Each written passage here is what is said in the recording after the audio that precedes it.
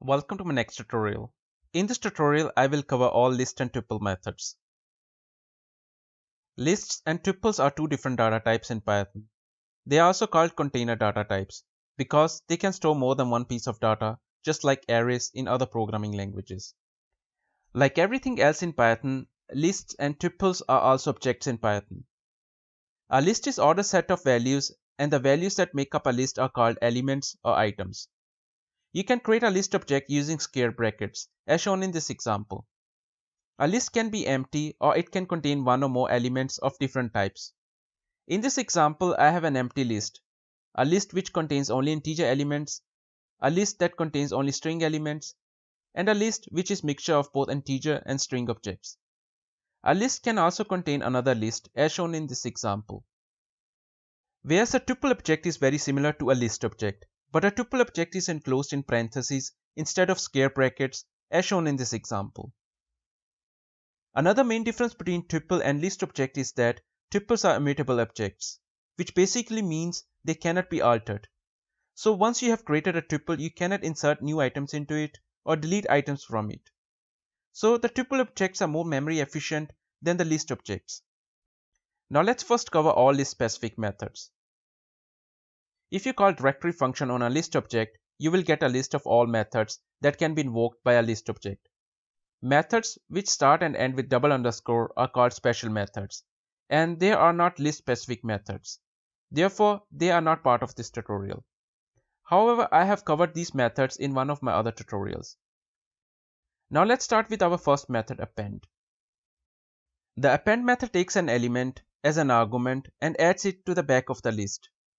Let's see some examples. In this example, I have a list mylist1 which contains 3 items. Now if I want to add another item to my list1, I can call append method as shown in this example. Now if I try to add 2 items to my list1 using append method, Python interpreter throws an exception. So the append method takes only single argument. But if the argument is sequence itself, for example another list, append method adds it to the back of the list as single element, as shown in this example. Now if you want to add multiple items to your list or you want to merge 2 different list objects, you can use the extend method.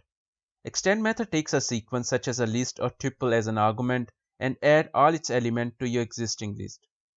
In these examples, I have merged 2 different list objects using extend method. Now let's move to next method, insert.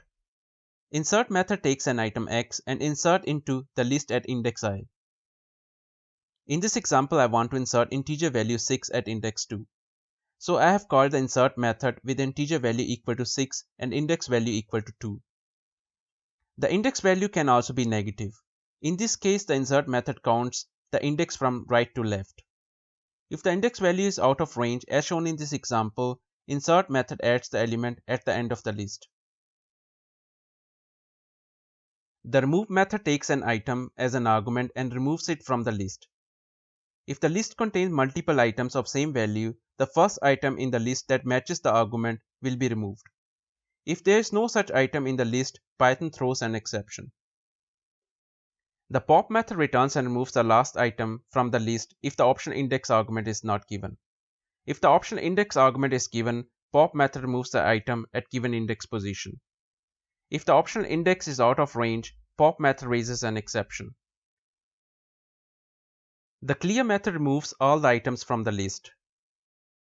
The index method takes an item as an argument and returns its index position in the list.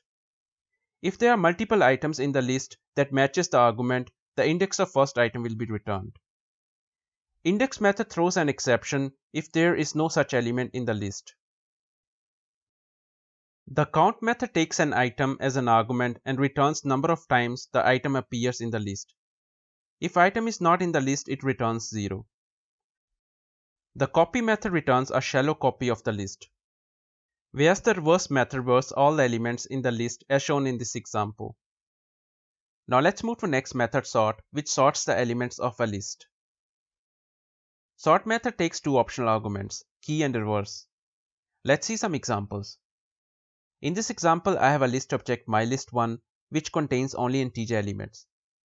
Now when sort method is called by mylist1, Sort method sorts all its integer elements in the ascending order. Now in next example, mylist2 contains only string elements. Now when sort method is called by mylist2, sort method sorts the string according to their ASCII values. The capital letter A has ASCII value of 65, whereas small letter a has ASCII value of 97. Now if you want to sort a list in descending order, you can set the second argument of sort method reverse to true. Now if you look at the output, you can see both mylist1 and mylist2 are sorted in descending order. Now suppose I have a list which contains string elements of different length, and I want to sort them according to their length and not according to their ASCII values. To do so, I can use the key argument of sort method. The key argument must be an one argument function which will be applied on each item in the list before comparison. Let's see some examples. In this example, I have a list mylist1 which contains string objects of different length. To sort mylist1 according to string length, I have to set the key argument to the built-in function length. The built-in function length takes a single argument and returns its length. If you look at the output, you can see mylist elements are now sorted according to their length. Similarly, I can also have case insensitive sort, in which I have set the key argument to the lower method of string class. In this example, I have a list of integer objects and I want to sort them according to their absolute values. So I have set the key argument to the built-in function absolute, which returns the absolute value of the argument. Now let's see another example. In this example, I have a list object which contains tuple pairs, and each tuple pair consists of name and age. Now when I call sort method will sort my list according to the first element of each tuple pair, which is a string. But if I want to sort my list according to age attribute, I have to define a function which takes an argument and returns its first index value. So I have defined a function called second element, and I have set my key argument to second element. Now my list is sorted according to integer values. Instead of defining a new function, I can also define a lambda function inside my sort function. Now let's look at all tuple specific methods. As I've mentioned before, a tuple object is very similar to a list object, but a tuple object is enclosed in parentheses instead of square brackets. Another main difference between tuple and list object is that tuples are immutable objects, which basically means that they cannot be altered.